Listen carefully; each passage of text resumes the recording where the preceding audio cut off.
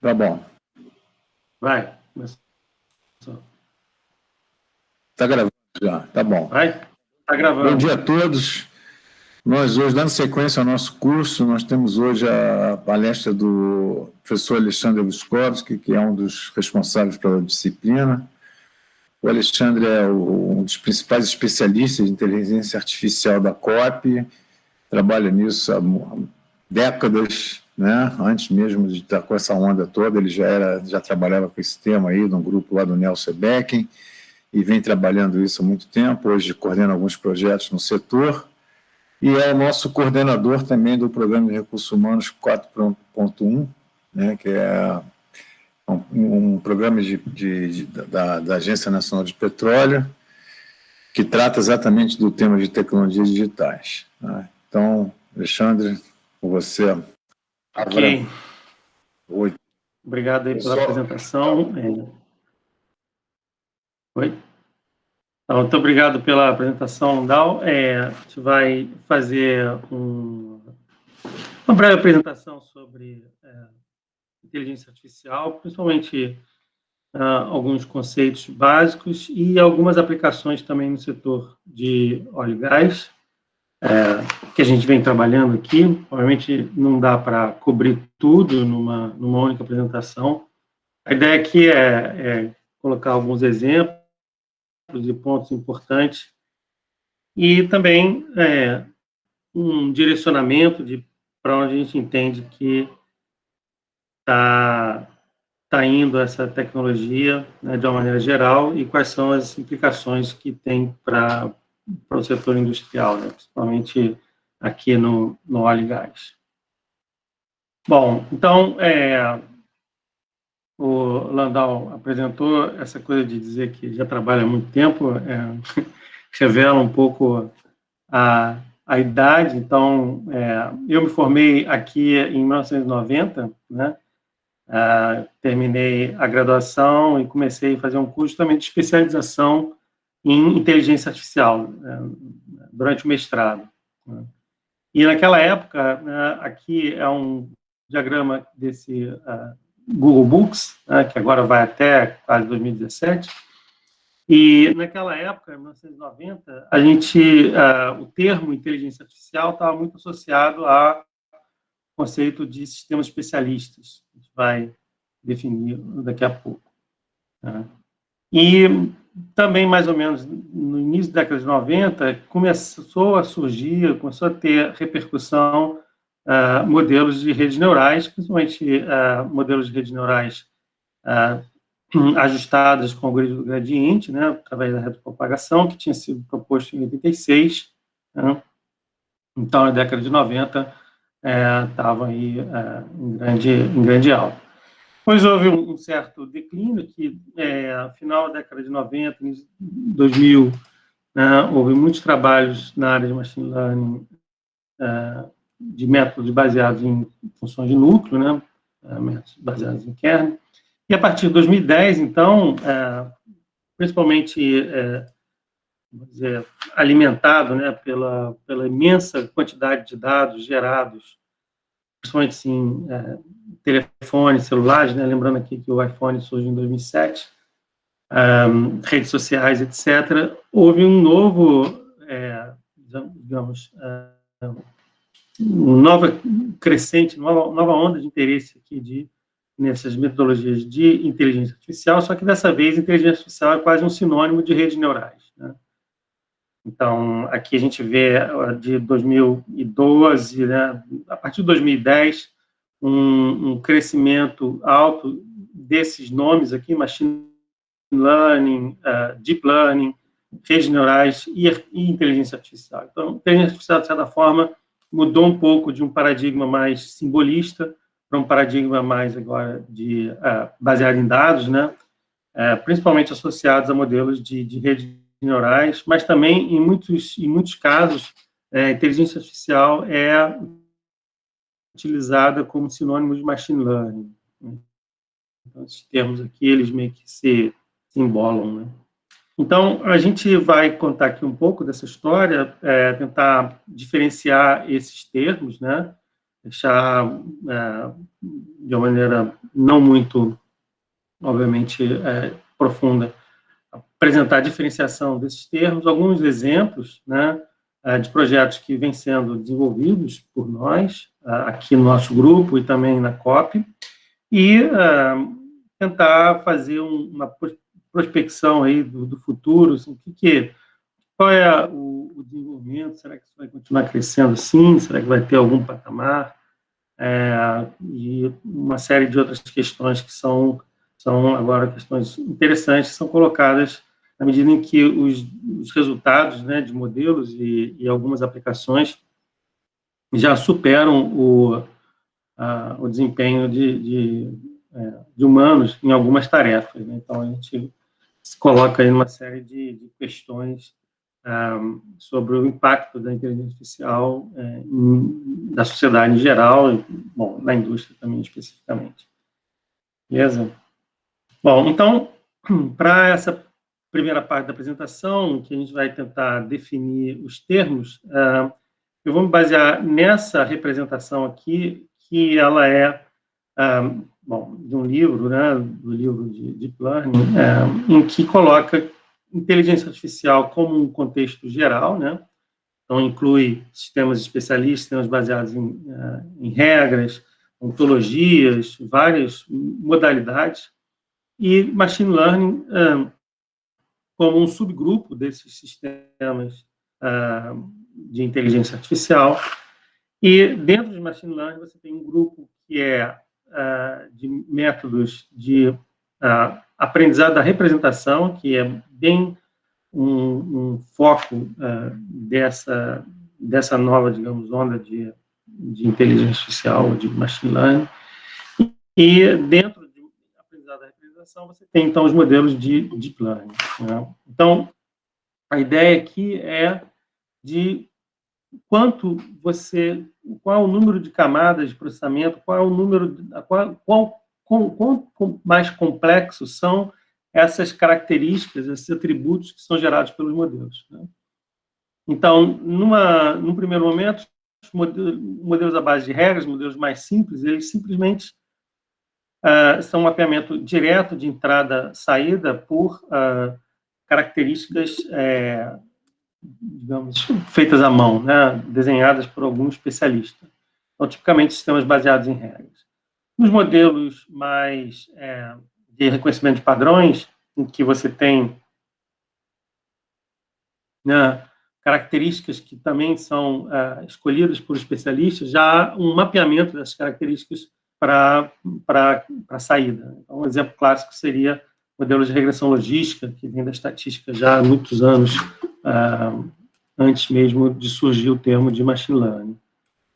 Depois você entra nos modelos de aprendizado da representação, então, tanto as características, né, os atributos, quanto o mapeamento são ajustados pelos dados. Essas caixinhas cinza mostram os módulos que são ajustados por dados, e aqui, nesses modelos mais recentes de aprendizado profundo, você então tem diversas camadas de extração de características, né? E no final, um mapeamento dessas características. E tudo se passa, então, em relação a quanto você consegue, quão bom são esses atributos para que o mapeamento seja mais simples lá na saída. Então, o que se tem visto é que esses modelos mais recentes, e a gente vai comentar sobre isso, tem diversas camadas de processamento, alguns chegam a alguns bilhões de parâmetros, né, e conseguem resolver problemas extremamente complexos de percepção, de reconhecimento de imagem, processamento de linguagem natural, planejamento, raciocínio, e, em alguns casos, até com um desempenho superior ao desempenho de seres humanos. Então, essa aqui nos apresenta, então, a nova onda de inteligência artificial. Vamos começando do começo, né? Os sistemas especialistas, né, já em desenvolvimento desde a década de 60, mas o artigo que ficou bem conhecido são modelos, esse modelo de regras de produção para representação do conhecimento, Inicialmente foi proposto para uma aplicação de diagnóstico médico, mas a ideia é que esse sistema poderia ser, de certa forma, executado sem a base de conhecimento, poderia ser disponível para todos os conhecimentos. Bastaria alguém codificar as regras de conhecimento e você teria todo um módulo de inferência e de explicação rodaria, digamos assim, independentemente da base de conhecimento.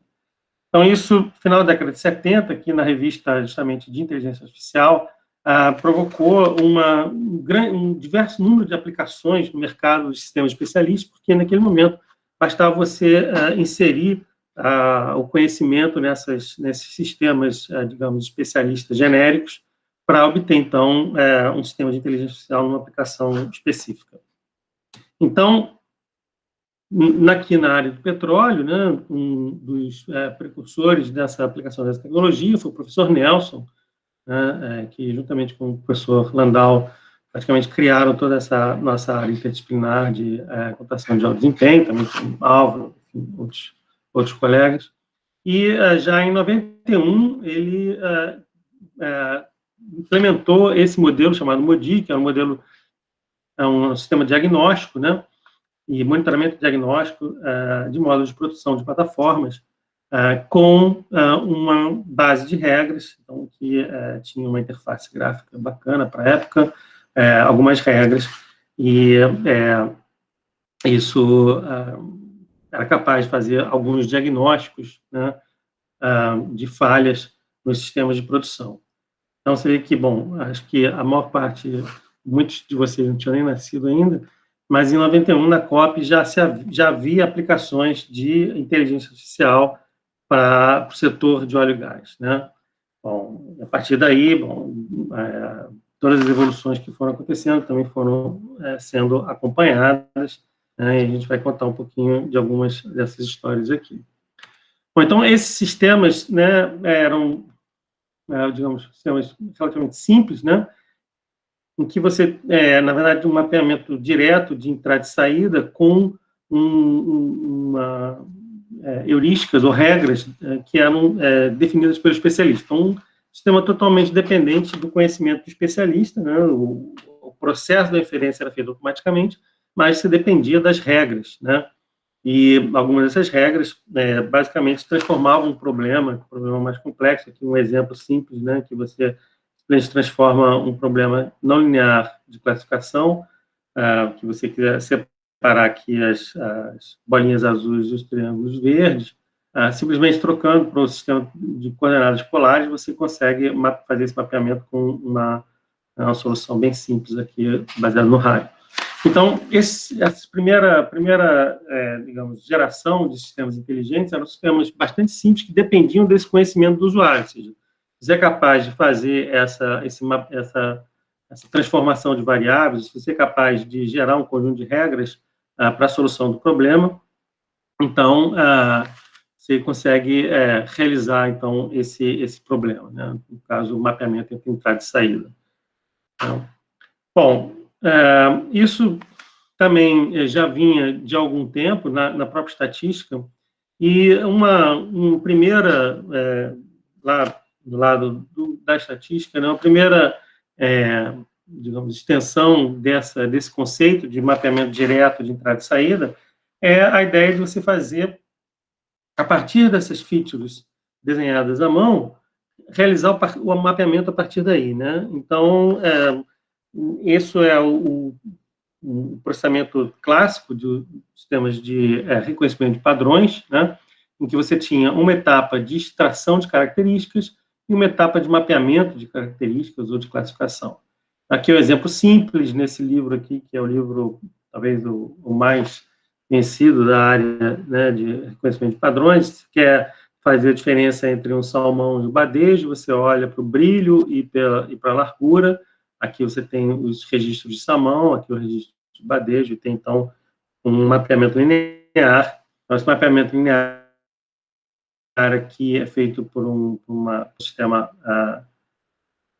né, de regressão logística, né, que é que vai fazer essa discriminação linear entre essas duas classes, mas olhando aqui os histogramas de cada um dos atributos, é possível perceber, então, que eles são capazes de diferenciar essas duas características. Mas, então, ainda que o mapeamento seja feito de forma automática a partir dos dados, a extração de características ela é feita manualmente. Então, depende de um especialista para saber que, numa determinada aplicação, quais atributos seriam os atributos relevantes para fazer essa discriminação. Tá? Aí, bom, na década de 80, né, tendo em vista que havia essa tecnologia de sistema especialista estava chegando no limite, porque se chegou à conclusão de que a extração de regras em algumas aplicações era extremamente complexa, né? Então, um exemplo bastante interessante é, se você quiser representar na forma de regras, sim, então, como que você anda de bicicleta. Então, assim, alguns tipos de conhecimento são difíceis de se representar na forma de regras, e outros,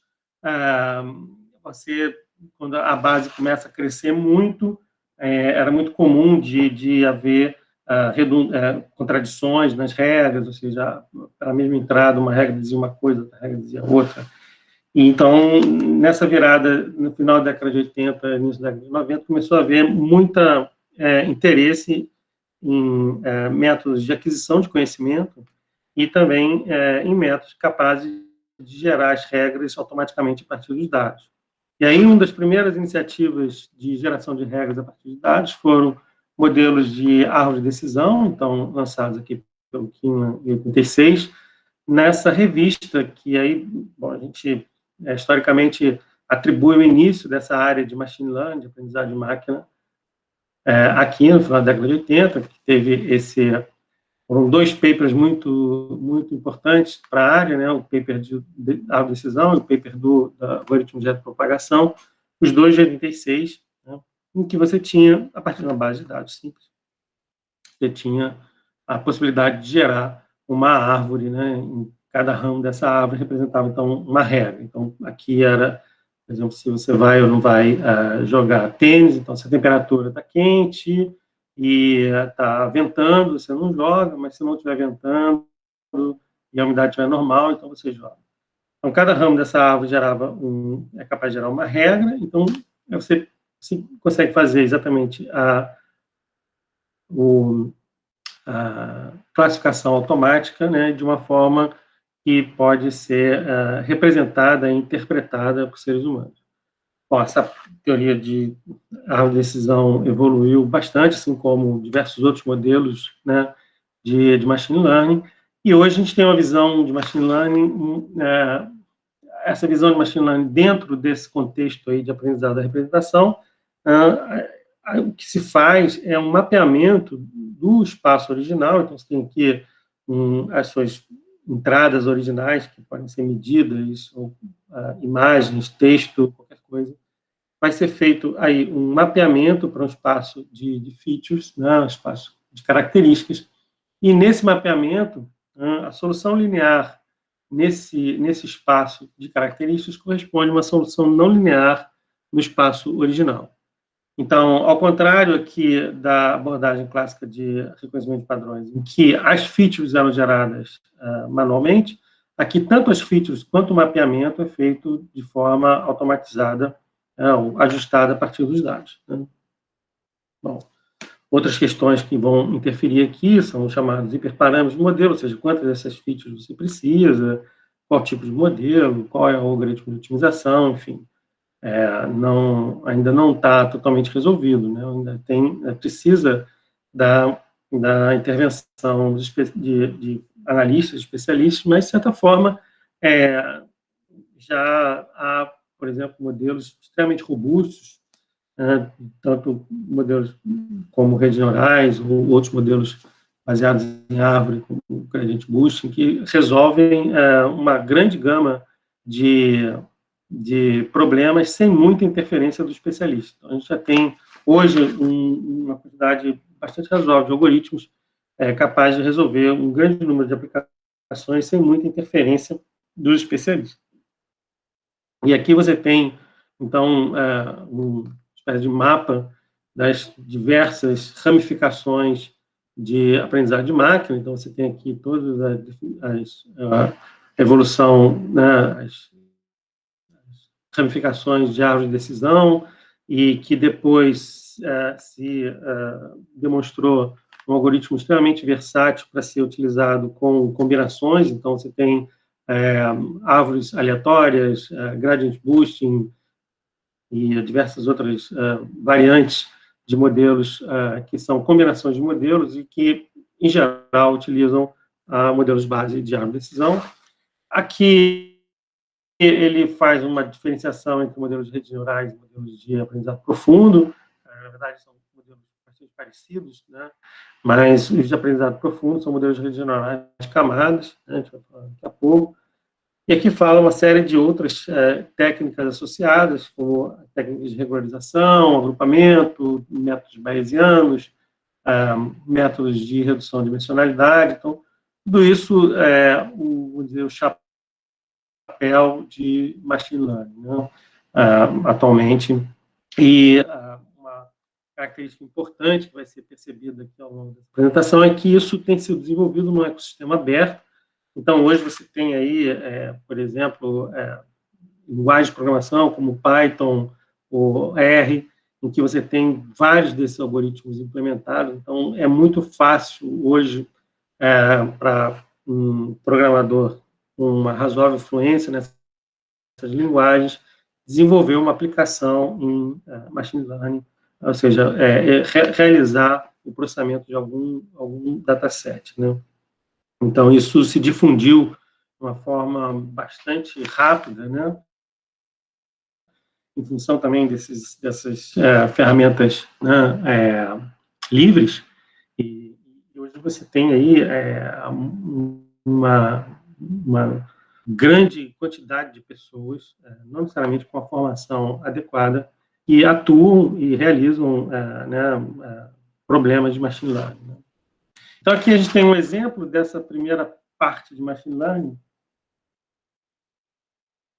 um projeto realizado lá pelo grupo, né, do nosso grupo, então, a coordenação do professor Nelson, minha participação, do professor Rogério, né, um projeto em parceria com a Petrobras, e o objetivo aqui era, a partir de uma base de dados de características de combustível, então, tinha 9 variáveis de características de combustível e 4 variáveis de características do veículo, prever as emissões que esses veículos com aqueles combustível é capaz de fazer.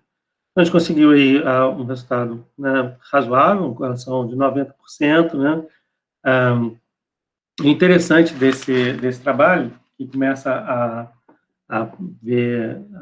aparecer, né, já desde aquela época, isso, né, foi do ano 2010, 2012, é que essas emissões elas eram estimadas em bancos de ensaios que eles têm lá no CENPES. Eles têm um protocolo, então coloca o carro no banco de ensaios, coloca o combustível que eles querem avaliar naquele veículo, e tem um processo, né? O carro acelera, depois freia, depois acelera de novo, tem todo um trajeto simulado, né? Que ele é feito numa bancada, né? Mas o motor trabalha, a roda gira e tal. E, assim, aqui a gente teve uma correlação de um erro absoluto aí em torno de, se não me engano, acho que era 10%, né, que a variável está padronizada, então não dá para ver direito o valor, mas, se não me engano, era em torno de 10%. E esses ensaios tinham um erro relativamente também de 15%, ou seja, você botava o mesmo carro com o mesmo veículo para fazer o mesmo ensaio 3 vezes, dava 3 resultados diferentes, né? Então, a gente fez a estimativa do modelo com a média, quando você tinha vários ensaios, mas, assim, existe sempre uma incerteza. Então, a incerteza de efeitos não observados, né, ela precisa estar sendo sempre considerada no modelo. E, cada vez mais, os efeitos dessas incertezas estão sendo considerados no modelo, né? Então, a gente vai depois comentar isso sobre um outro enfoque. Nesse caso aqui, era não tinha a participação de especialistas, né? Mas quando você tem a participação de especialistas, passa a ser um problema. Tá? Uma outra aplicação aqui do grupo é a discriminação de manchas de óleo por imagem de radar. Então, aqui a gente sabe que existe um fenômeno natural que é a exudação de petróleo. Então, óleo que vaza, né, que consegue sair pelo fundo do mar, e como ele é mais leve, ele acaba emergindo na superfície. E essas gerando manchas de óleo, essas manchas são capturadas por imagens de satélite, né, equipadas com sensores de radar, e é possível, então, detectá-las, né, automaticamente, mas elas podem ser similar a outros fenômenos que não são manchas de óleo. Então, podem ser, por exemplo, algum problema de algas, pode ser um problema de vento, ou também pode ser uma mancha de óleo de origem não natural. Pode ser, por exemplo, como teve o caso aí recentemente, né, na costa brasileira, algum navio passou, despejou o óleo, e então esse óleo precisa ser detectado. Então, e obviamente, depois, a partir da detecção, preciso simular para saber para onde esse óleo vai. Então, é um trabalho que tem sido bastante importante, que tem sido feito aqui no laboratório, no Lance, e esse especificamente é de utilização de machine learning para detecção, discriminação, né, de qual é a origem dessas manchas detectadas, se é uma origem natural, se é uma origem artificial, se é algum acidente, etc. Bom, e aí, mais recentemente, né, a partir de 2010, continuando aí a historinha, começou a aparecer esses modelos de aprendizado profundo, que eram uma extensão dos modelos de machine learning, ou, digamos, modelos de redes neurais mais simples, em que você coloca camadas adicionais de novos atributos, né, atributos cada vez mais abstratos, né, e com isso você consegue obter bons resultados, principalmente aplicações de processamento de linguagem natural e aplicações de imagem, né, visão computacional, tendo em vista também, né, o grande número, né, disponibilidade dessas imagens e também de textos na internet. Então, você consegue aí realmente bases muito grandes para ajustar modelos muito complexos, né? Então, esse artigo aqui, né, do Ian LeCun, Yoshua Bengio e Geoffrey Hinton, são os três caras que ganharam, em 2019, o prêmio Turing, né, pela contribuição deles na área de learning. E esse é um artigo que saiu na Nature em 2015, que faz um resumo bem interessante, bem didático, né, da área até então, né? E, bom, na época, a grande lance era juntar um sistema de visão computacional com um sistema de processamento de linguagem natural para fazer a legendagem automática, né? E se começava, naquela época, então, o conceito de atenção. E, então, essas imagens aqui mostram, né, aqui no tom mais claro, a região da imagem que o algoritmo está prestando atenção, digamos assim, o disco, a placa e assim. A área avançou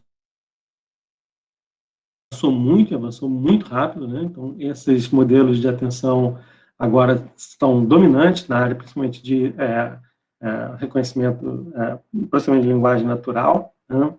Modelos bastante grandes, que a gente vai falar daqui a pouco.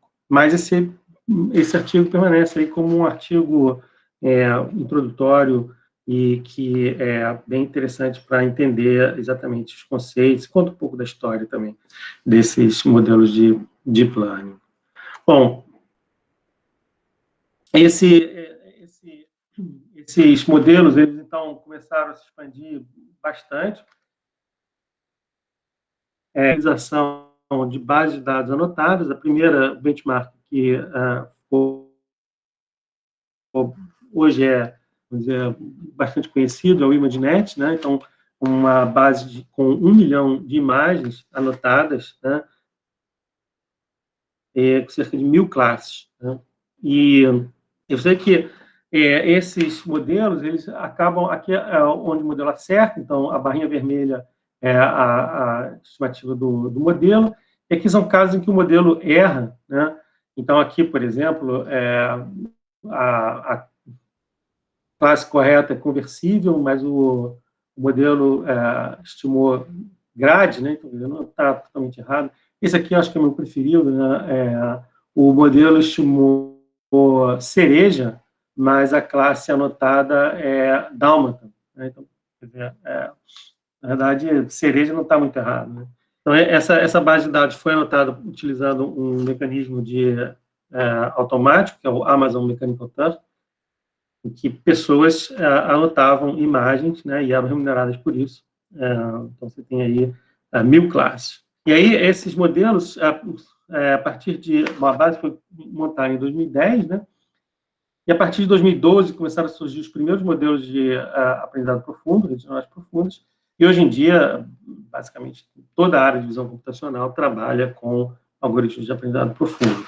E essa figura aqui mostra que cada vez mais profundo, né? Então, aqui a taxa de erro, né, a partir de 2010, nesse benchmark do ImageNet, a taxa de erro caiu de 28,2 para 3,57, e o número de camadas, né, o primeiro modelo aqui em 2012, ficou bastante conhecido, esse AlexNet tinha 8 camadas, depois, em 2014, 19 camadas, finalmente, em 2015, 152 camadas, né? Então, os modelos estão ficando cada vez maiores, né? A gente vai falar sobre isso daqui a pouco. E um detalhe aqui é que esse 3,57, obtido em 2015, já é uma taxa de erro menor do que a média de um ser humano. Mas, pô, mas como é que pode um ser humano? Pode por causa dessas características aqui. Assim, né? O modelo meio que decora que a resposta certa é dálmata e não cereja, porque cereja aqui não deixa de estar errado, né? Além disso, essa base tem, entre as 1.000 classes, ela tem 200 classes que são raças de cachorro. Então, eu, por exemplo, não sou capaz de identificar nem 10 raças de cachorro, imagina 200. Então, o meu desempenho aqui certamente ia ser muito pior do que em torno de 5% que eles estimam ser o desempenho médio do ser humano. Então, aqui já começa a aparecer, já em 2015, começa a aparecer sistemas que têm um desempenho melhor do que humanos, obviamente, em tarefas específicas, né? Bom, aqui na Copa a gente tem desenvolvido algumas aplicações também de processamento de imagem na área de petróleo, né? Então, um artigo que saiu no ano passado a utilização desses modelos de deep learning para a classificação litológica de imagem de tomografia computadorizada. Então, o que a gente vê aqui, né, que são diferentes exemplos, né? Nesse artigo, a gente trabalhou só com 3 classes.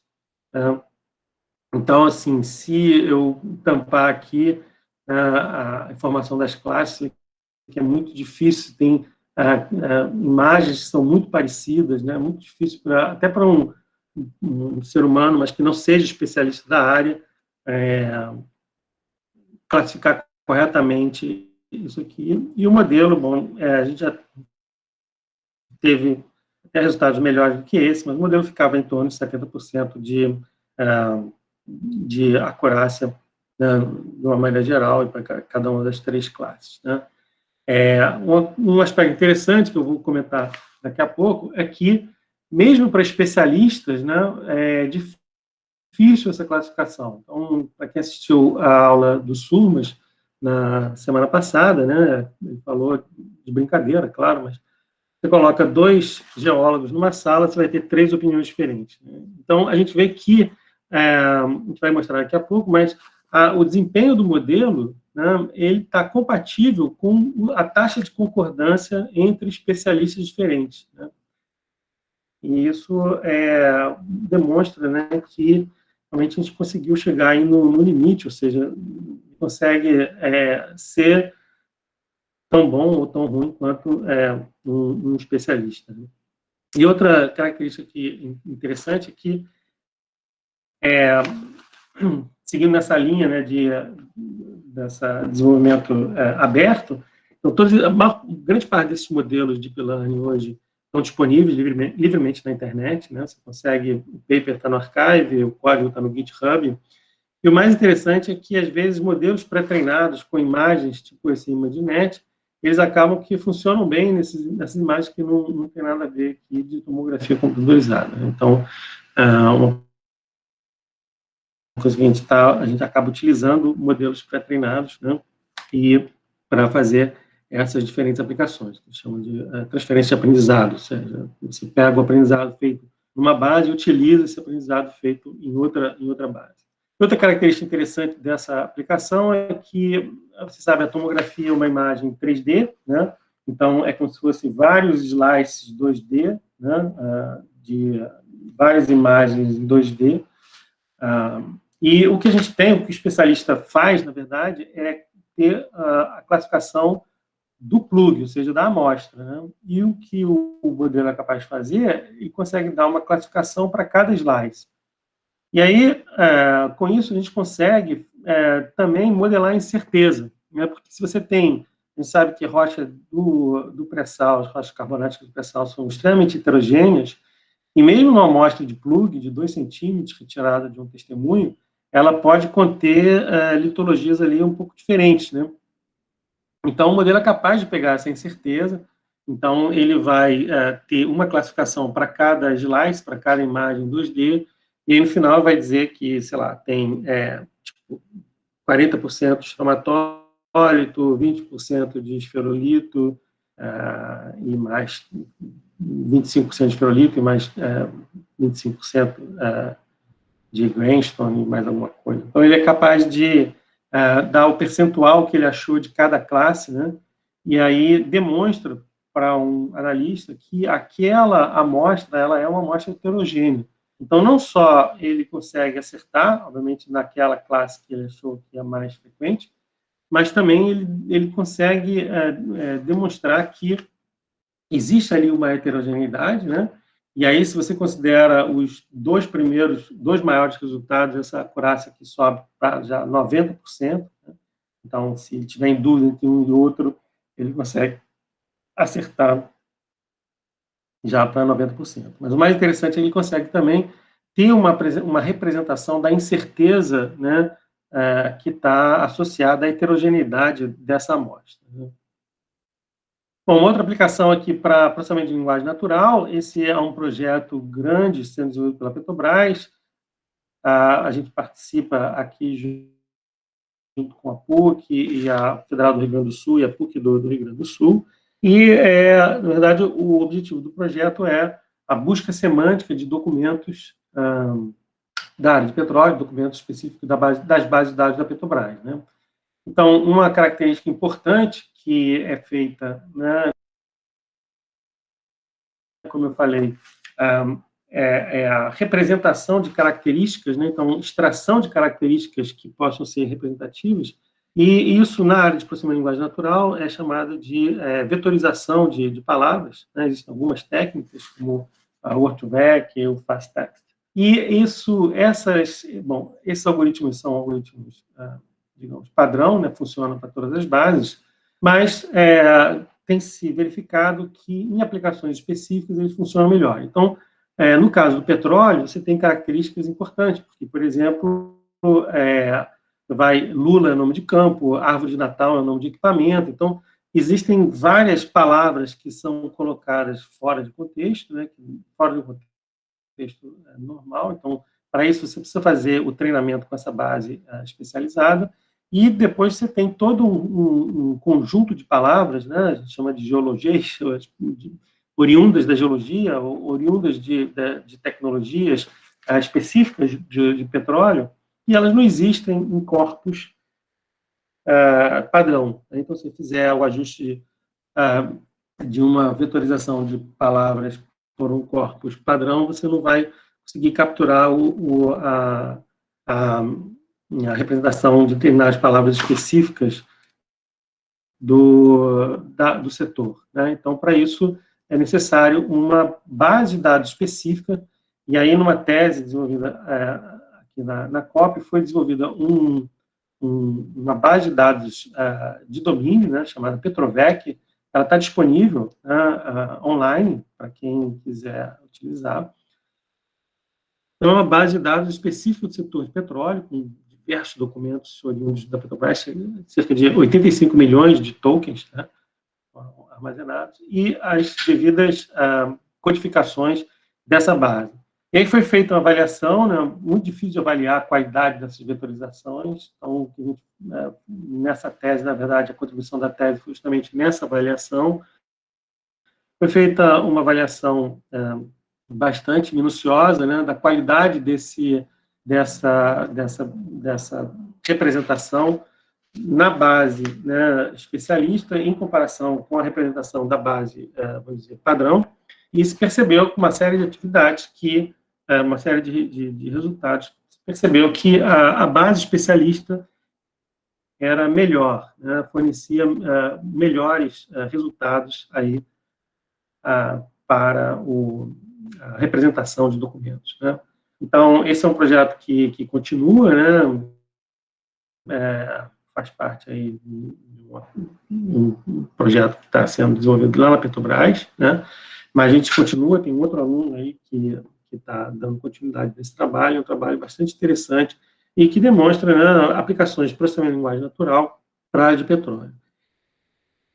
E, como a gente sabe, né, tudo começa pela base de dados. Então, a base de dados é um alicerce, né, assim como o ImageNet permitiu o desenvolvimento de diferentes algoritmos de visão computacional, essa base vai permitir, né, o desenvolvimento de diferentes aplicações de processamento de linguagem natural específicas para o setor de óleo e gás, né? Então, também é um trabalho bastante interessante.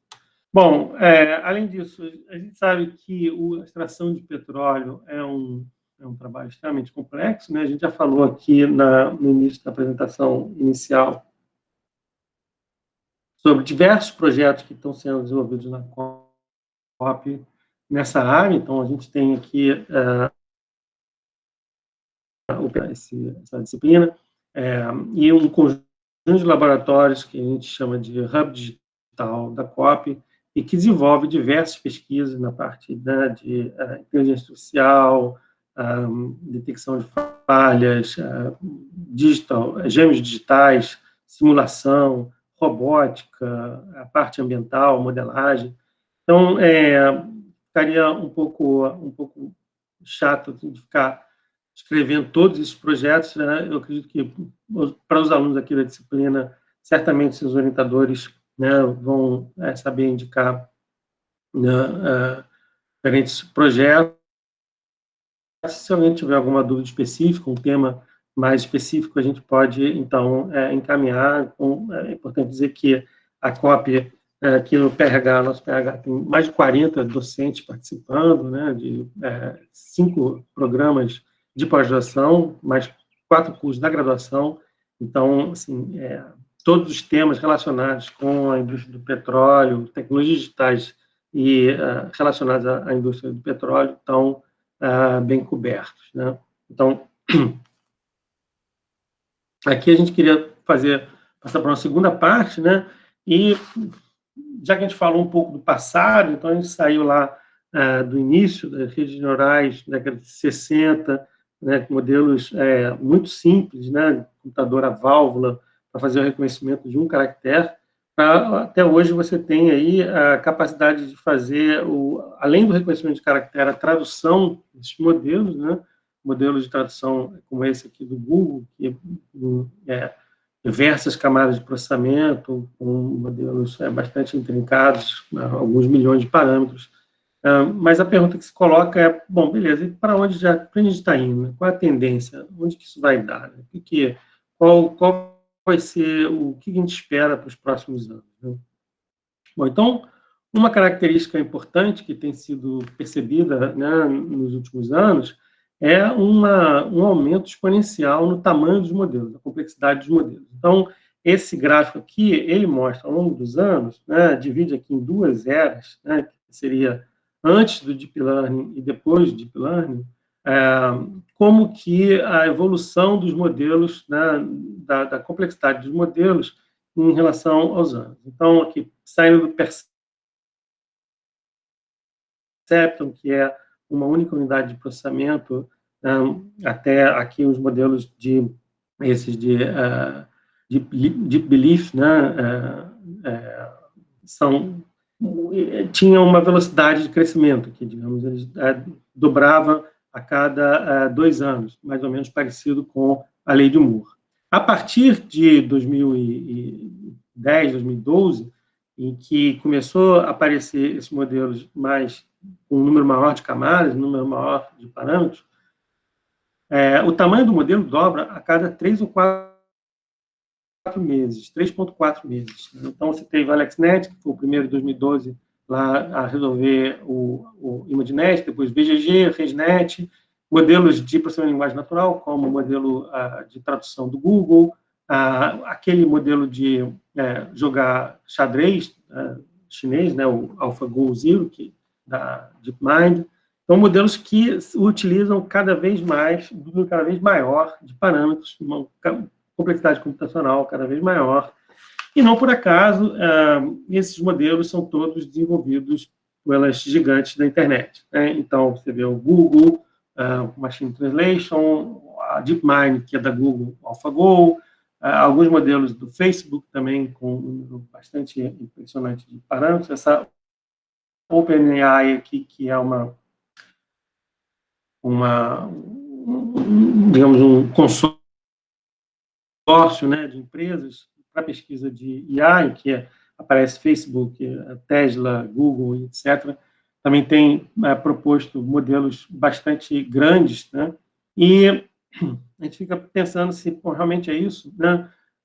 Será que não é uma coincidência de que eles têm os dados, eles têm os maiores computadores, né? Eles têm os maiores laboratórios com o maior número de pesquisadores, então fazer um modelo complexo, digamos, cria uma certa, digamos, barreira de entrada, né, para outras pessoas ou outros grupos poderem desenvolver esse tipo de modelo.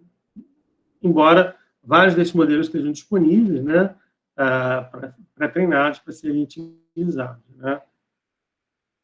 Mas o que a gente tem visto, pelo menos nos últimos 10 anos, é uma tendência cada vez de modelos cada vez maiores, né, mais complexo, maior número de parâmetros, e resolvendo as tarefas mais complexas, né, modelos cada vez maiores, né. Então, esse aqui é o modelo de tradução do Google, né, que foi lançado em 2017. Aqui já começa a aparecer esse módulo de atenção, em que ele direciona o processamento para determinados trechos da tradução, né. E esse era um modelo bem interessante, porque o Google tem esse problema de tradução, o Google Translator. Então, ele se propõe a fazer a tradução de 180 línguas, né? E esse modelo ele era capaz de fazer o que eles chamam de zero shot, né? Ou seja, de fazer gerar uma resposta para um par de línguas que não foram especificamente treinadas. Então, por exemplo, você faz o treinamento de português para inglês, depois faz o treinamento de inglês para espanhol, e ele, então, era capaz de traduzir português e espanhol, sem ter sido especificamente treinada para português e espanhol. Então, isso é muito importante quando você pensa que, dentro dessas 180 línguas, você tem línguas aí que tem muito pouco material, né? Então, eles normalmente fazem a tradução de tudo para inglês, né? E, se quiser a tradução para outras línguas, utiliza essa tradução inicial. E, bom, não sei se vocês têm acompanhado, mas a partir de 2017 para cá, a qualidade do tradutor do Google tem aumentado sensivelmente. Então, hoje em dia, você coloca um texto lá e bom, a tradução é de uma qualidade bastante boa, você consegue ler, né? Então, obviamente que esse paper que está publicado saiu, né, em 2016, né? Obviamente que o modelo hoje ele tem muitas outras características que não estão descritas aqui, né? Um outro artigo que é também bastante importante na área, que também saiu recentemente, 2017, se não me engano, esse publicado na Nature, que é o AlphaGo Zero, né, que é aquele modelo capaz de jogar xadrez, que derrotou o campeão de xadrez. Tem até um vídeo lá no Netflix, né, contando a história, bastante interessante. E ele faz, né, utiliza aprendizado por reforço para fazer, né, a propagação da árvore, né, e escolher a melhor jogada. Mas a característica desse específico, esse modelo específico AlphaGo Zero, é que ele aprende do nada, né? Ele aprende, inclusive, a jogar, né, automaticamente. E ele vai aprendendo, e chega um ponto em que ele supera o especialista, né? Então, aqui, ele apresenta a comparação de resultados, né, ao longo do tempo de treinamento. Então, em torno de 30 horas de treinamento, ele já é capaz de superar o modelo de aprendizado supervisionado, e, com mais um pouco, ele é capaz de superar o modelo que foi treinado com um especialista, né, com uma base de especialistas, que era a versão inicial do AlphaGo. Então, esse modelo, e obviamente derrotou, né, o campeão lá de Go, né, então tem um desempenho melhor do que o ser humano, né, no jogo de Go. Né. Um outro artigo também, esse que saiu agora em 2020, né, um modelo de linguagem, então um modelo para processamento de linguagem natural, e esse modelo, característica desse modelo é que ele era, por exemplo, um modelo básico que era capaz de resolver diferentes tarefas de processamento de linguagem natural. Então, classificação de documentos, reconhecimento de entidades nomeadas, parsing, pergunta e resposta, etc. E esse modelo ele apresentava em diversas versões, né, diversos números de parâmetros, né, que ia, então, de algumas dezenas de milhões até centenas de bilhões de parâmetros. Então, o maior modelo dele, que tinha 175 bilhões de parâmetros, ele era, aqui, na capacidade de reconhecimento, a capacidade de um humano detectar um texto gerado automaticamente, né, então, esse modelo GP3, com essa configuração aqui de 175 bilhões de parâmetros, ele já chegava quase no limite de 50%, ou seja, os textos gerados por esse programa eram já indetectáveis, né? Ou seja, você não sabia se aquele texto foi gerado por um ser humano ou por uma máquina. E aí, esse ano, você vê como é que a coisa evolui, né? A velocidade que a coisa evolui. Esse ano saiu um modelo aqui do time lá da Google, e esses caras chegaram a 1 trilhão de parâmetros. Né? Então, um modelo também de processamento de linguagem natural, com um esquema de switch aqui de modelos internos, né? E um modelo com 1 trilhão de parâmetros, também modelo genérico, que faz uma série de outras atividades. Então, você vê que a gente continua nessa curva aí, nessa crescimento exponencial, né, de número de parâmetros em relação aos modelos. Então, a tendência é que, com o desenvolvimento do hardware, com né, maior capacidade de processamento, cada vez mais os modelos vão se tornar cada vez maiores, né, e, obviamente, com cada vez mais condições de resolver um número diferente de tarefas. Né? Então, em vez de você ter um modelo específico para aquela tarefa, você vai ter um modelo mais ou menos genérico que consegue resolver um grande número de tarefas. Né? E aí, bom, a gente chega na pergunta meio que óbvia, que até que ponto o ser humano a inteligência natural vai ser melhor, né, do que a inteligência artificial. Então, a gente viu aí em diversas tarefas, tipo visão computacional, processamento de linguagem natural, você consegue o desempenho de modelos com desempenho melhores do que seres humanos, mas ainda assim, se a gente considerar, né, o nosso hardware aqui, vamos dizer, né, ele também é especializado. Você tem uma parte do cérebro que realiza processamento temporal, uma parte do cérebro que realiza o raciocínio, uma parte do cérebro que realiza a parte de visão, equilíbrio, e a característica principal é que a gente consegue fazer isso tudo integrado, né, com um hardware, o mesmo hardware, né, que resolve diversos tipos de problema e aprende de uma maneira muito eficiente, né? A gente é muito eficiente de aprender. E, bom, se você colocar também o gasto de energia na conta, aí a gente ainda está, talvez, aí por algum tempo, o nosso hardware vai estar aí com alguma função, digamos assim, né? Mas não é interessante perceber que o desenvolvimento que foi feito, né, do nosso hardware, ele tem determinadas características. Então, a replicar a inteligência natural, existe uma linha de pesquisa que busca, né, o desenvolvimento de sistemas inteligentes, né, de inteligência geral, talvez seja uma tarefa bastante complexa, né? E essa questão de se a máquina é inteligente ou se a máquina não é inteligente é uma questão que já vem de muito tempo. Então, na década de 50, o Turing ele propôs, né, nesse paper, né, o chamado teste de Turing. Então, aqui você coloca numa sala, né, aqui é digamos, que está realizando a experiência. Numa sala você tem um computador, numa outra sala você tem um ser humano, e aí esse indivíduo não consegue reconhecer se o texto ele está vindo do computador ou do ser humano, então você diz que a máquina é inteligente. Então, a gente já tem, ao longo dos anos, alguns programas, né, que chegaram a bater esse teste de Turing, mas hoje você tem vários exemplos, né? Então, por exemplo, em visão computacional, né? Esses dois conjuntos de imagem aqui, um foi gerado automaticamente pelo computador e outro foi gerado, são imagens naturais, né?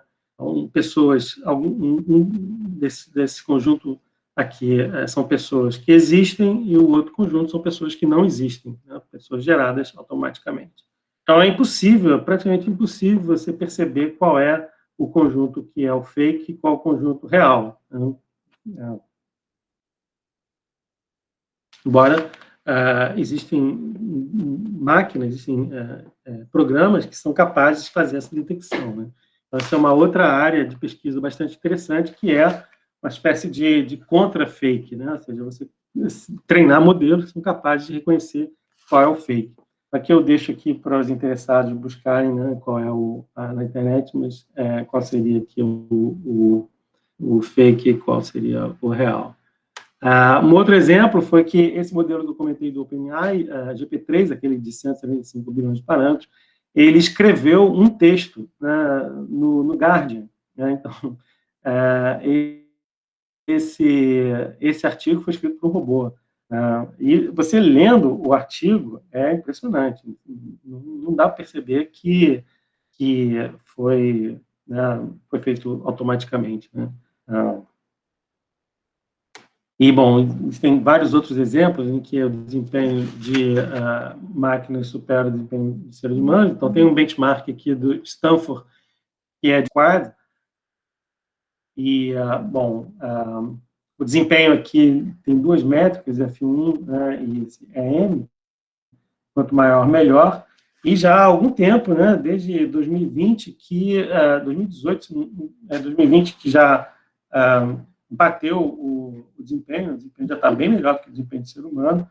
E é interessante também para ver a velocidade como que essas coisas avançam.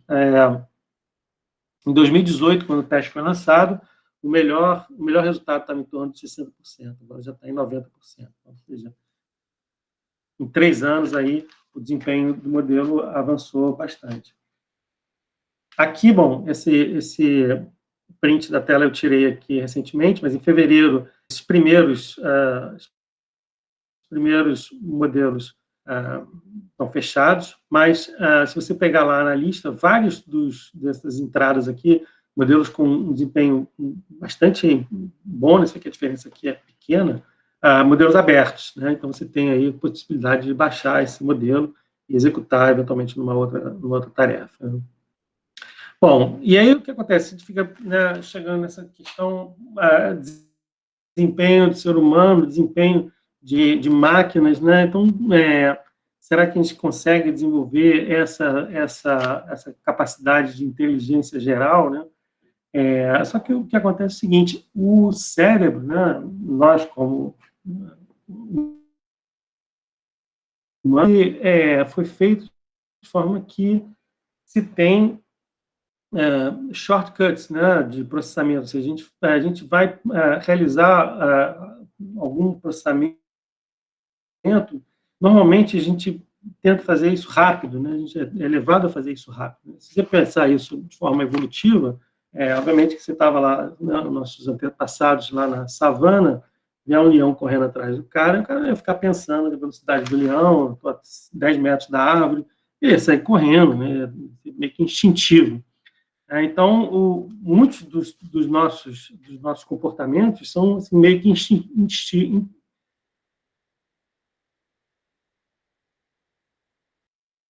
nossa, e são provocados, às vezes, geram erros, né, de avaliação, né? Então, a psicologia já fez uma pesquisa, já se pesquisou muito sobre esses erros de avaliação, e esses erros de avaliação são chamados de bias cognitivos.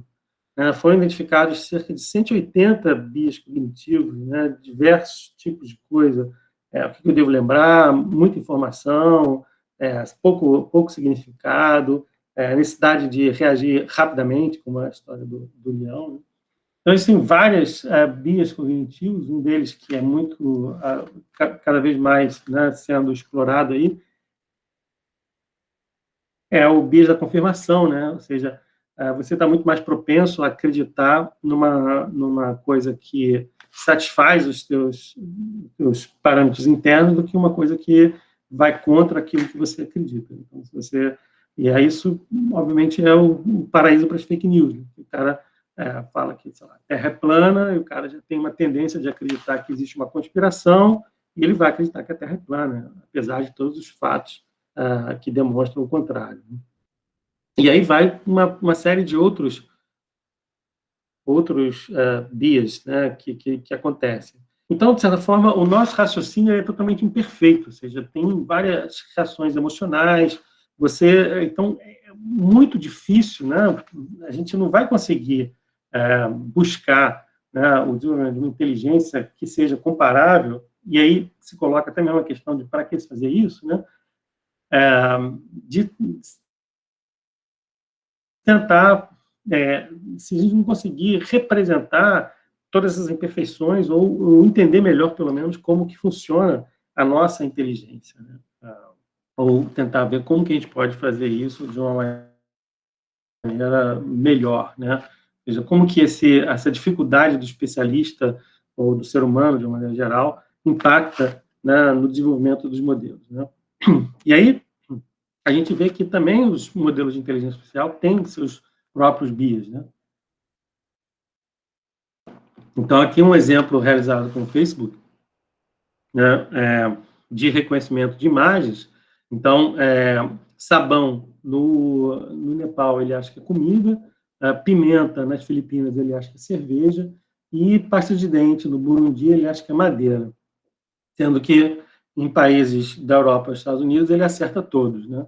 E aí, obviamente, quando você vai ver esse benchmark ImageNet, eu comentei, ele é principalmente imagens retiradas dos Estados Unidos e da Europa, sendo que a população mundial está mais concentrada lá um viés em função do conjunto de dados, né? Então, o modelo aprendeu um determinado conjunto de dados, em que o sabão era o sabão lá dos Estados Unidos, e, obviamente, quando ele pega o sabão na Ásia, ele não vai conseguir identificar. E aí tem várias consequências. Tem um documentário Netflix que saiu no ano passado, bem interessante, né, que é como que esse viés do reconhecimento, principalmente em questões de reconhecimento de face, né, não era reconhecida pelos sistemas de reconhecimento de face. Então, o trabalho dela gerou várias consequências, né? Acabaram que diversos modelos refizeram seus próprios sistemas, e a Microsoft, a Amazon, retirou os modelos de classificação facial, né, de utilização da polícia. A polícia acabava utilizava, em alguns lugares, a polícia tentou começar a utilizar esses modelos de reconhecimento de facial para identificar suspeitos, e aí percebeu que era extremamente preconceituoso, né, o reconhecimento facial. E um outro, que é bem mais conhecido, né, um documentário sobre os efeitos na sociedade, né, dos algoritmos de inteligência artificial que são utilizados pelas redes sociais para priorizar determinados tipos de postagem, né? Então, ainda que seja um pouco, digamos, romantizado, são questões interessantes que são colocadas, né? E aí, bom, para a gente que é engenheiro, voltando aqui um pouco para a nossa área do setor de petróleo, qual é o impacto disso, né? O impacto disso é, sempre que você tiver uma aplicação em que o conjunto de dados for anotado por algum especialista humano, vai haver erro. Isso não tem a menor dúvida, né? Então, aquele nosso problema lá de reconhecimento de rocha, de visão computacional, a gente chegou em torno de 70% de acurácia, e a gente se colocou essa questão, beleza, mas então, quanto que é a concordância, qual que seria a taxa de acerto médio se eu coloco a anotação por especialistas diferentes? Então, a gente pegou a mesma base, pediu para diversos especialistas realizarem a anotação, e aqui vocês, obviamente, aqui LX, Y e Z são diferentes anotadores, diferentes especialistas humanos, e se a gente pega a combinação de 3 especialistas, né, a gente vê que, no melhor caso, eles concordam em 80%, e no pior caso, eles concordam em 70%. Né? Então, aqui, 3 geólogos, né, para concordar sobre 100% de concordância sobre a categoria. Obviamente que aí tem dificuldades, né, heterogeneidade do pré-sal, mas tem a característica interna de cada um dos especialistas, né? Então, a gente viu que o nosso modelo, que estava em torno de 70%, ele estava na média aqui, né? Ele estava como se fosse um quarto especialista aqui, ele ia discordar, obviamente, mais ou menos na mesma taxa, né? Bom, então, o primeiro ponto é essa ideia, né, de cuidado com dados anotados, né, como que a gente pode tentar melhorar essa qualidade de dados anotados, né? E a outra forma, que é também uma linha de desenvolvimento, é tentar melhorar o aprendizado do modelo, né? Então, esse gráfico aqui é bem interessante, ele mostra o aprendizado de algumas tarefas, né, por bebês de até 14 meses, né? E você vê que com 9 meses, o bebê já consegue entender conceitos como gravidade, conservação de momento, né, consistência de formas. Ou seja, se você colocar um carrinho flutuando para um bebê de 1 ano, ele vai perceber que tem alguma coisa estranha, que ele sabe que se você larga as coisas caem. Obviamente que ele não vai ser capaz de entender a lei da gravidade, etc., mas ele já, instintivamente, ele sabe que tem alguma coisa que puxa as coisas para baixo e que, se você largar no ar, ele cai, né?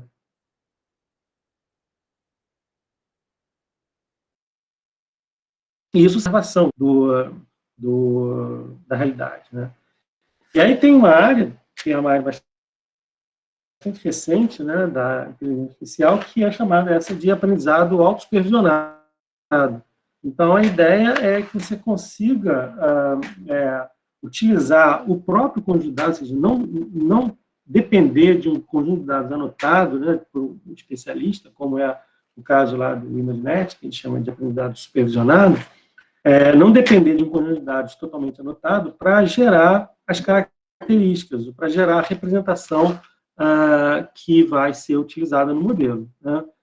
Então, isso tem sido utilizado com bastante sucesso do Google, são treinados de forma autosupervisionada, mas isso ainda não tem dado está começando agora a dar resultados também em abordagens de visão computacional. Então, isso é uma área de pesquisa bem interessante, né, em que você não precisa de todos os dados anotados, você precisa de uma base muito menor de dados anotados para gerar a representação do modelo. Isso é bem interessante porque também permite que você consiga mudar, né, a tarefa, ou seja, tem um modelo que foi ajustado para uma determinada tarefa, agora você vai utilizar esse modelo em outra tarefa, né? Então, isso é bastante interessante. Bom, outra área que tem também mostrado bastante interessante é a aproximação de inteligência artificial com a modelagem física, né? Então, saiu um artigo agora, já tem 2 anos, né, em 2019, em que ele comentava que a inteligência artificial sozinha não vai conseguir resolver determinados problemas de ciências naturais, de ciências da natureza. Então, por exemplo, predição climática, modelagem oceanográfica, são modelos que são extremamente complexos, né, e que o reconhecimento de padrões, né, modelos que simplesmente reproduzem um conjunto de dados previamente aprendidos, né, armazenados, eles não são capazes de realizar determinados tipos de tarefas complexas necessárias, né, principalmente nas áreas de engenharia e também na área de modelagem ambiental, né.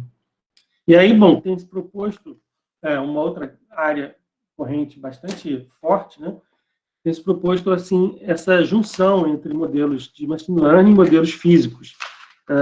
E aí você tem aqui, esse artigo mostra diversos tipos de formas diferentes de integração de modelos de física de machine learning, como melhorar as predições, a parametrização, modelos de ordem reduzida, modelos inversos, encontrar equações, resolver equações diferenciais parciais, né? A quantificação de incertezas e referência. Então, isso é bem interessante quem tiver interesse em trabalhar nessa área.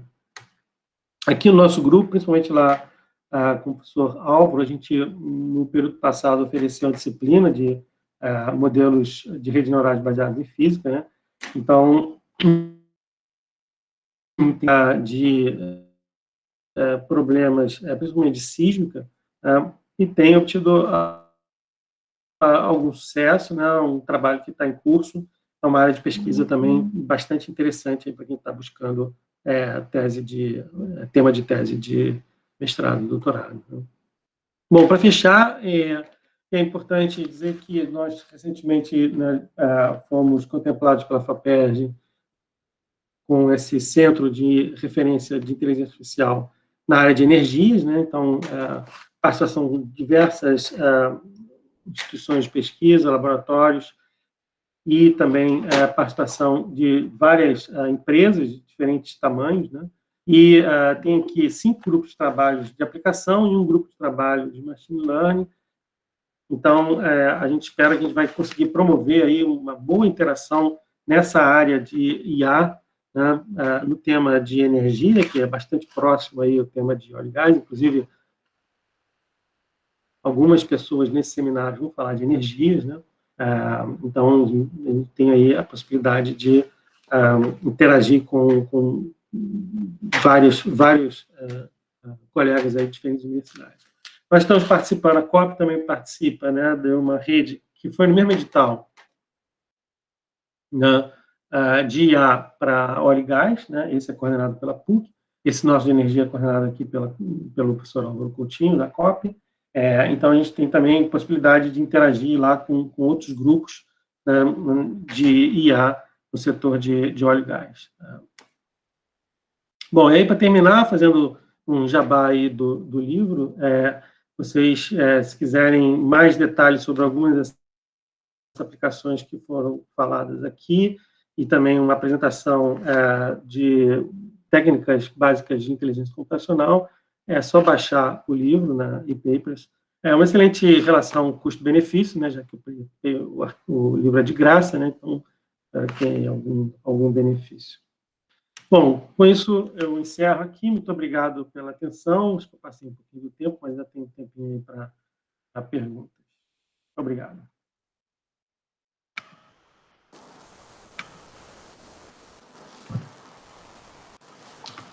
Beleza? Alguma pergunta? Isso, vamos lá, pessoal. Vamos explorar aí. Bom, eu tenho uma pergunta, posso iniciar aí, Alexandre? Por favor. Na verdade, eu não sei se é pergunta, talvez mais comentários seus em cima dos dois assuntos, né? Assim, eu sou geólogo de formação, assim, muitas das aplicações que eu vejo estão muito ligadas à área de geociências, obviamente, né? E assim, uma dificuldade que a gente sente, que eu percebo nos especialistas, né, para adotar com mais frequência, com mais facilidade as tecnologias de inteligência artificial, é a famosa caixa preta, né? Que o pessoal costuma, vamos dizer assim, invocar muito como desculpa, justificativa para não ir mais fundo, né? A falta de compreensão do que está acontecendo por trás em algumas situações, né, de predição. E aí, a primeira pergunta é por aí. Você acha que essa onda em torno da explainable AI, né, como se chama, né? Você acha que isso poderia ser uma forma de facilitar a adoção, ou você acha que, na verdade, é uma questão só cultural que, eventualmente, você vai superar com o tempo, né? Isso é uma pergunta. E a outra pergunta tem a ver com essa parte final de tendências que você comentou. Ao contrário dos softwares tradicionais de legado, né, que não usam inteligência artificial, usam muito pouco, né, que já estão formatadinhos, empacotadinhos e tal, você enxerga nessa área de geociências a gente ter aplicações comerciais, ou a gente vai continuar tendo que desenvolver modelos, como a gente faz hoje, né? Modelo a modelo, programando, quer dizer, essa evolução, essa passagem para uma coisa mais comercial no campo da inteligência artificial para geociências é algo viável, ou você acha que a gente vai continuar nesse desenvolvimento, vamos dizer assim, modelo a modelo, vamos dizer assim, caso a caso? Excelentes perguntas, né? Difícil. Bom, a primeira questão aí sobre a explicação, né? Acho que, assim, a resposta básica para qualquer pergunta envolvendo machine learning sempre depende, né, cara? Por exemplo, você tem uma questão que é diagnóstico médico. Se você tem um problema de diagnóstico médico, talvez seja interessante você ter uma explicação, né, de por que aquele diagnóstico foi extraído e de onde que saiu aquilo. Agora, em determinadas outras aplicações, né, uma aplicação, por exemplo, de previsão meteorológica. Sim, acho que qual é o objetivo de você ter uma explicação ali de por que você está prevendo daquele jeito? O importante é que tenha uma precisão da predição, né? Então, eu acho que essa necessidade de explicação ela é diferente em vários casos. Efetivamente, no caso da geologia, talvez seja um exemplo que a explicação é bastante importante, né? E como você falou, existe uma linha de trabalho nessa área que tanto volta, por exemplo, para... tem várias formas de explicar, né? Você pode, por exemplo, um modelo de visão computacional, você pode dizer o que o cara está olhando, o que o modelo está olhando para ter determinado tipo de conclusão. Mas desde a base, né? Então, por exemplo, você pega modelos esses baseados em árvore, né? Então você consegue identificar quais são os atributos mais relevantes, já te dá uma ideia, né, da explicação, e tem modelos que já são desenvolvidos, tipo, modelos bayesianos, né, redes bayesianas, que já tem a explicação causal, já está ali dentro do próprio modelo, né? E aí tudo depende, assim, eu acho que depende do contexto, porque em muitos casos você precisa, obviamente, da explicação. Então, saindo um pouco aí desse mundo de petróleo, mas, por exemplo, em aplicações corporativas, né, que você tem um cara que vai sair da tua base, vai cancelar, o cliente que vai cancelar a assinatura do telefone ou do banco, o marketing precisa saber por que ele está saindo para poder agir ali em cima. Senão não adianta nada você só prever, você tem que saber por quê. Então, a explicação talvez seja mais importante do que a acurácia.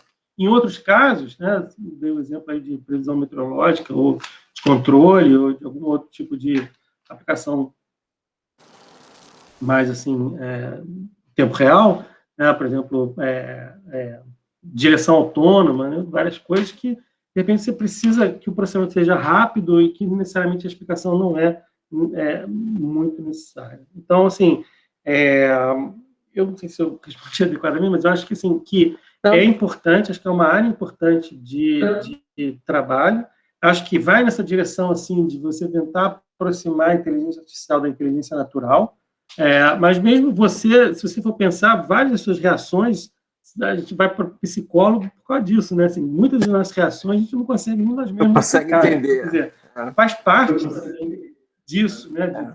Dessa aproximação dessa área. Então, acho que tem toda essa área de interpretação. Há muito tempo que isso é um dilema na inteligência artificial, isso não vem de hoje, isso vem desde os primórdios, lá da década de 60, então, desde que os simbolistas lá brigavam com os conexionistas, então, isso já vem sempre... Já sempre houve isso em inteligência artificial, né? Então, isso não é muito recente. Mas eu acho que é uma área importante, sim. E eu acho que em determinadas aplicações de geociências, ela deve ser levada em consideração, sim, né? Acho bastante importante. A outra sobre a questão comercial, né, que você falou. Como que você está evoluindo essa questão de comercial? Bom, você tem vários produtos aí comerciais. Tem o Watson, por exemplo, né, que é meio que na contramão de toda a tendência de ecossistema aberto, ele é um sistema fechado. Talvez o único sistema fechado que tem totalmente fechado, né? Mas, por exemplo, a Azure, a Microsoft tem né, módulos lá que são pagos, né? Então, eu acredito um pouco, assim, eu vejo, assim, a minha visão é que essa coisa de querer cada vez modelos maiores, isso vai, de certa forma, na direção de ter uma barreira de mercado, e você não vai conseguir ter um modelo gigante desse para treinar. Então, por exemplo, o GP3, eles fizeram uma conta lá, esse modelo da OpenAI, eles fizeram uma conta que para treinar o GP3 na Amazon, você ia pagar $4 milhões, um treino. Então, assim, não dá. Né? Então, se você não tem uma infraestrutura computacional gigante, você não vai conseguir ajustar esses modelos, ponto. E aí, como é que eles vão fazer? Eles vão botar o modelo na nuvem e você vai pagar pelo uso. Né? Então, estão pensando em fazer esse tipo de utilização lá no OpenAI, ou algum outro modelo de negócio, né? Que, assim, aquela frase clássica, se você não está pagando pelo serviço, né, o produto é você, né? Sim, então, por exemplo, o Google, ele dá o tradutor dele de graça, né? Mas, de certa forma, né, ele pega todas as informações que você coloca lá no telefone, né? Então, é isso que você está pagando. Então, de alguma maneira, você está pagando. Se não está pagando de dinheiro, está pagando com informação. Agora tem toda essa controvérsia aí dessa mudança do sistema operacional da Apple, né? Que vai... todo mundo vai ter que autorizar explicitamente a utilização dos dados, talvez isso cause alguma mudança aí nesse ambiente. Mas eu acho que está totalmente relacionado, né? Esse ambiente, esse ecossistema, ele funciona aberto e ele se expandiu de forma absurda nos últimos anos, justamente por ser aberto, mas alguém está pagando, né? Alguém está pagando. Então, o Facebook, a receita do Facebook de anúncio, as receitas do Google vêm de anúncio, e esses anúncios vêm de informações que eles coletam da nossa utilização, né? Então, assim, de alguma forma tem esse modelo de negócio que tem que acontecer. Agora, o modelo de negócio aquele tradicional, se você compara, por exemplo, né, a indústria da internet com a indústria automobilística, por exemplo, se você fosse depender da indústria automobilística para desenvolver o carro autônomo, você não estava nem longe ainda, né? O carro autônomo foi desenvolvido porque teve um challenge da DARPA no Google. E aí, pô, foi aí que começou, e aí, bom, as montadoras vieram correndo atrás para conseguir chegar nisso, né, direção autônoma. Então, assim, quando você tem uma indústria muito fechada, né, ela demora para se desenvolver. Então, o que eu vejo, assim, que a gente tem, talvez, elementos aí para trazer aqui para a indústria do petróleo, a indústria do petróleo ainda é uma indústria muito fechada, né? Se você for ver dados, tudo confidencial, é tudo muito, muito restrito, e então não é um ambiente propício para essa inovação. Então, se você, poxa, esses modelos que a gente está desenvolvendo aí de reconhecimento de imagem, por exemplo, eu tenho certeza que se você colocasse isso como benchmark aberto, em 1 ano você ia ter modelos muito melhores, né? Então, sim, eu acho que a indústria do petróleo precisa, né, pensar nisso, porque você vê que elas já estão, por exemplo, em consórcios, Shell, Petrobras, em outras, Total, já estão em consórcios, já estão trabalhando juntas, né? Então, não tem muito mais motivo para ficar com essa restrição de dados. Então, eu vejo que, talvez eu tenha desvirtuado um pouco da pergunta original, mas, assim, esse ecossistema aberto ele é muito produtivo, né? Então, na medida que você deixa livre dados, códigos, artigos, o poder multiplicador disso é muito grande, né? Então, a inteligência artificial dos últimos 10 anos se desenvolveu muito em função disso. Você vê, o TensorFlow da Google, o PyTorch é do Facebook, a Amazon tem o seu próprio sistema, a CNTK é da Microsoft. Então, quer dizer, as principais plataformas, elas são desenvolvidas pelas principais indústrias, né, de graça, né, e isso não existe em outras áreas, né? Então, acho que, assim, eu não vejo que o modelo venha a se tornar fechado totalmente, como era há alguns anos atrás. Acho que isso é muito difícil de retornar para essa característica fechada. A tendência é abrir cada vez mais, mas o que vai acabar acontecendo, eu acho isso, que, tipo, os modelos vão ficar cada vez mais complexos e cada vez mais difíceis, mais inacessíveis, e aí os caras vão começar a cobrar, né? Óbvio, né? Para você rodar. Então, essa mamata de pegar e baixar o modelo lá do GitHub e rodar na tua aplicação, acho que é ótimo, por enquanto está funcionando bem, mas eu não acredito que isso vá durar muito tempo, até mesmo pela complexidade do modelo. Um GP3 desse você não baixa e roda. É um modelo completamente gigante. Então, passa um pouco essa exploração comercial, passa um pouco por essa complexidade, mas eles vão migrar para a nuvem. Mas, assim, acho que muito em função do tamanho e da complexidade da coisa. Se você vê essa tendência, é uma tendência, para os próximos anos, a coisa só tende a aumentar, eu acho. Beleza. Valeu, Alexandre. É isso. Valeu. Beleza? Respondeu. Obrigado. Ok. Uma pergunta aqui, como eu sei a quantidade de neurônios melhor ajusta a minha rede neural? Você não sabe. Eu tenho que testar isso manualmente ou existe um método automático que dê essa resposta? Sim, existe um grid search. Não só o tamanho, você tem vários hiperparâmetros no modelo, né? Você tem o tamanho da rede, você tem o algoritmo de otimização, você tem os parâmetros do algoritmo de otimização, você tem várias outras características que podem ser testadas. Então, o que o pessoal faz é utilizar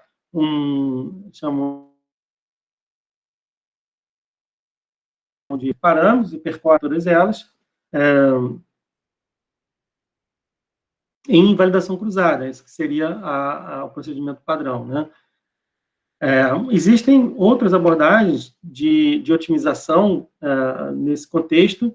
Então, por exemplo, o pessoal que já há alguns anos utiliza, por exemplo, algoritmos genéticos ou meta-heurísticas, de uma maneira geral, para fazer essa otimização de topologia. Na prática, cara, o que acaba acontecendo é que né? Então, são pequenas diferenças, né, que você vai ter se usar um ou outro parâmetro. E muitas dessas aplicações, principalmente em problemas com visão computacional e processamento de linguagem natural, os modelos já vêm prontos, né? Então, você baixa o modelo que já está pronto, o cara que desenvolveu já testou diferentes combinações ali, e aí você usa aquela combinação que está sendo utilizada. Mas, infelizmente, digamos, quase 40 anos que se desenvolve o modelo de redes neurais, essa pergunta é recorrente, né? E não se tem ainda uma resposta metodológica definitiva para ela. Nem acho que vai ter, eu acho. Beleza? Mais alguma pergunta aí?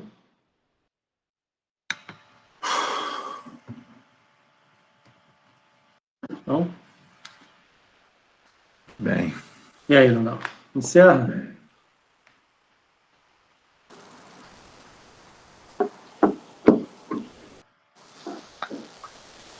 Bom, então é isso. Se não tem mais perguntas, vou encerrar aqui a gravação. Tá bom.